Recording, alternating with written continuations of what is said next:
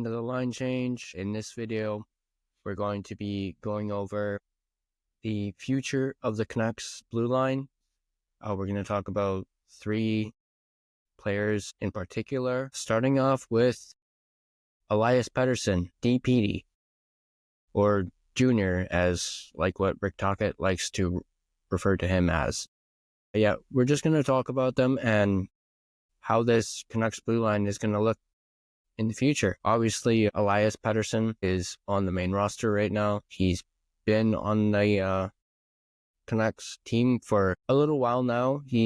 I know earlier he went up and down, but now since the trade of Carson Soucy, it looks like Elias Pettersson is going to be a mainstay on this Canucks team. He won't be rejoining Abbotsford anytime soon, or I'm assuming with them trading Soucy, he's permanent, at least on this roster. There's also Victor Mancini that we're going to talk about as well.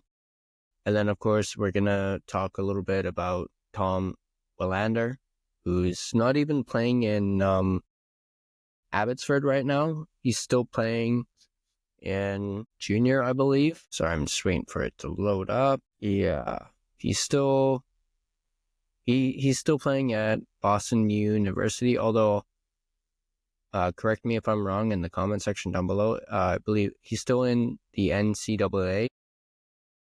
I'm not sure if that season's over yet, but perhaps there could be a chance we could see Tom Willander debut for the Canucks before the end of the season, just so he can get some reps in.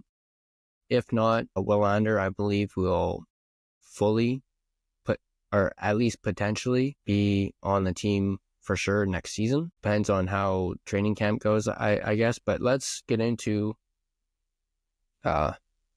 let's start off with Elias Pettersson and just go through his stats and the type of defenseman that he is. We're gonna go through his facts to start. He was born February 16th, 2004, 21 years of age. His place of birth, Västerås, Sweden. So he's Swedish. People already knew that. 6'3", 209 pounds. Left-handed shot. Right now, he is currently making $838,000. Drafted in 2022 in the 3rd round, 80th overall by the Canucks.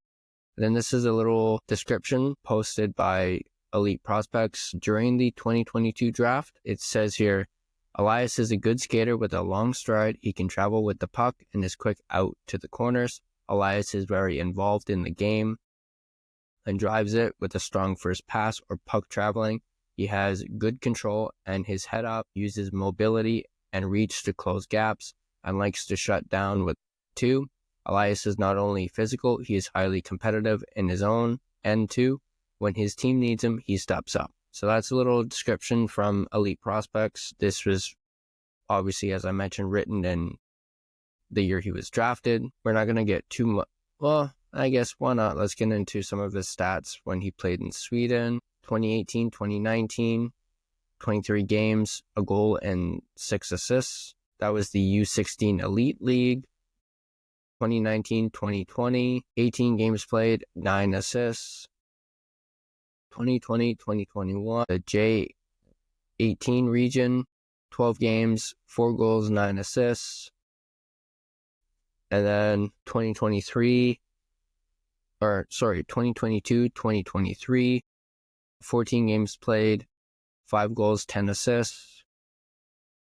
And then he played in the International Junior, where he was in 14 games, 3 goals, 4 assists. And then he did play in Abbotsford in the 2023-2024 season. He had a brief 8-game stint in Abbey, where he had 2 assists in those 8 games. And then so far with the Canucks this year, he's played 14 games and he's got 2 assists with Abbotsford this season to go along with his stint with the Canucks. He's played in 38 games and he's managed a goal and 12 assists, 13 points with the Abbotsford Canucks. So that's Elias Pettersson. Obviously, having watched him play the last several games or the last few weeks or so, he's shown a lot of promise. And clearly with the Canucks trading Susie away, shows that they have a lot of faith in Elias and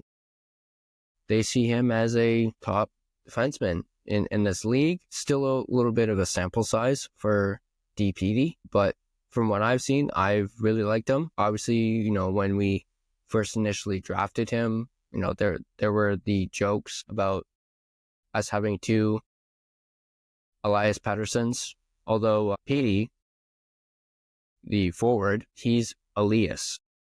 This one is Elias, so the way you pronounce their names are slightly different. So that is D-Petey. Let's move on to Victor Mancini here. So Victor Mancini, born May 26th, 22 years old.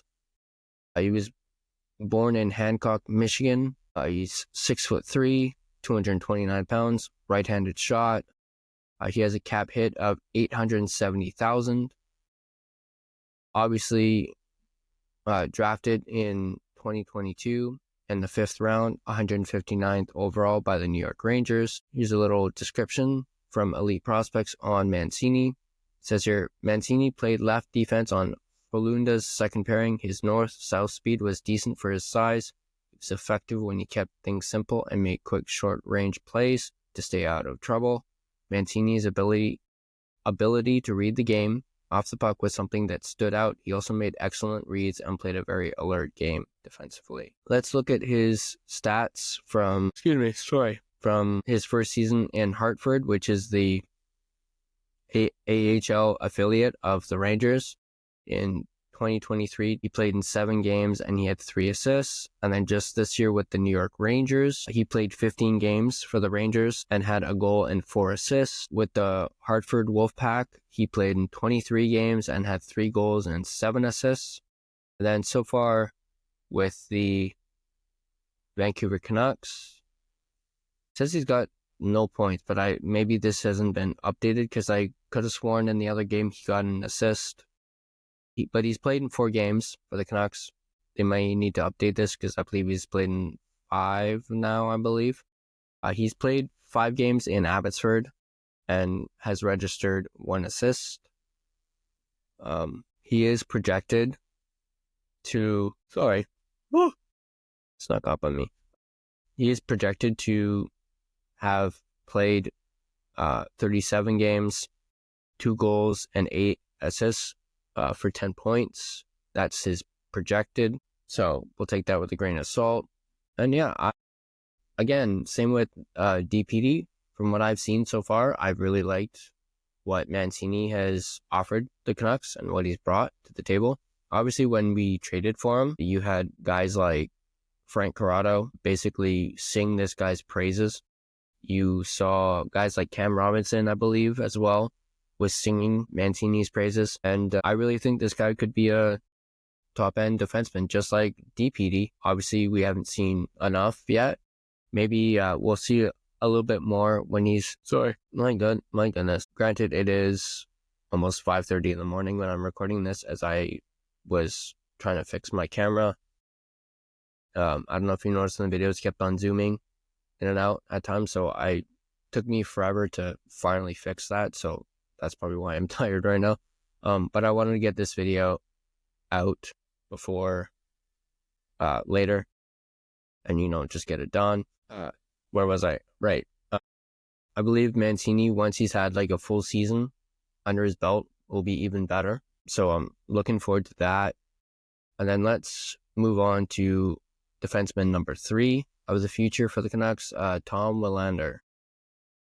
Let's look at his info. Born February 9th, 2005. He's 20 years old. Born in Stockholm, Sweden. He's a 6'1", 190 pounds, right shot defenseman. He was drafted in the 2023 draft, 1st round 11th overall, so a very high draft pick for the Canucks. This is one of the reasons why you hear a lot of people talking about him. And he is unsigned right now, technically. But here's a little, I sincerely apologize for all this yawning. I'm not trying to make you guys yawn either, so look away when I do it. Willander's value stems from the combination of high-end skating and motor. He's always engaged defensively, using his dynamic posture and evasive footwork to guide attackers away from the middle and break up plays along the boards. When you add the fact that he's both strong and skilled physically and relentlessly competes for every puck, he's a nightmare to play against. Even if you start or manage to gain an advantage, Willander has the quickness to recover most of the time. And then his player type, he says he's a mobile defenseman, it's a speedster, as well as a two-way defenseman. I forgot to look at these for the other two, so let's quickly browse at that if I can find it. It doesn't show that for D-Petey. Let's quickly check Mancini. Never mind. It only shows that for Willander for some reason. But yeah. So yeah, Tom Willander, obviously we haven't really seen much from him. Or maybe I need to take a sip of some soda real quick. Coca-Cola. Anyway, for Boston University in 2023, he played 38 games, 4 goals, 21 assists, 25 points. We're not really going to look at his international play. His second season with Boston University, played 33 games, 2 goals, 19 assists, 21 points. And I do believe shows a little bit of playoff stats. Sorry. Never mind. Sorry. It's not letting me really glance at it. Here we go. Never mind. Sorry. Windows acting goofy for me. Not letting me scroll to the right. Unless maybe I go. No, not working. We won't look at that then. So yeah, he's obviously highly touted by a lot of people. And I'm interested. I haven't seen any clips of his on YouTube or anything like that. But, you know, if you got guys like if you got a lot of guys highly touting him, and just the fact that he was a first round pick and he's just outside of the top 10 picks. You know, he was drafted, so that's right outside of it. He must be good. There's not a whole lot of first round draft picks that don't turn out good in the NHL, at least from what I've seen.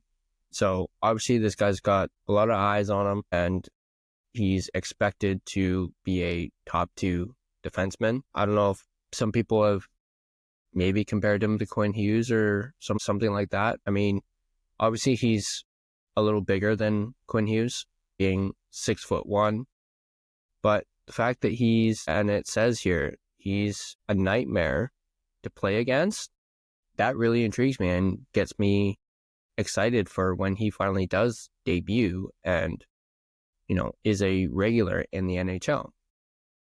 But that's going to do it for this video. I am, as I said, excited for the defense, for the future of the blue line for this Canucks team. It's been a while since we've had players the likes of Elias Pettersson, Victor Mancini, Tom Willander coming up in the system, guys who are highly anticipated, obviously with D-Petey and Mancini already being on the roster. We just need Willander. Obviously, Quinn Hughes is the best defenseman this team has ever had. So I'm not going to lie, I'm kind of looking forward to seeing potentially Hughes playing with a player the caliber of Willander, or even Elias Pettersson, or even Mancini. Like, basically seeing those 3 guys learn from Quinn Hughes, who's been through it and knows what it's like to come up as a defenseman in the NHL. I'm just really looking forward to seeing the future of this Canucks D-core, this blue line. Let me know in the comment section down below what you guys are excited about when it comes to Willander, Elias Pettersson, and Victor Mancini. If you like this video, go ahead and hit that like button. If you're not subscribed to The Line Change, subscribe, especially if you are liking what you are seeing, our content. And also if you want to stay up to date on everything The Line Change here on YouTube, go ahead and hit that bell. You will be notified every single time we upload a video. I mentioned in our recap video against Montreal that we were the game, technically, I guess, tonight against Calgary, we're going live. I managed to sort all that out, and we are going live for that game recap. It'll be about, I want to say, 9:45 p.m. Pacific time. So hopefully just shortly after the game. Hopefully the game doesn't go a little over like it did against Montreal, as I noticed it was almost like 10 o'clock when the game was about to end, or was down to the final minutes. Yeah, 9:45, our live stream will be on YouTube. We'll also be live streaming on Twitter, on Instagram as well. So go ahead and check those out, and I'll see you guys in the next video.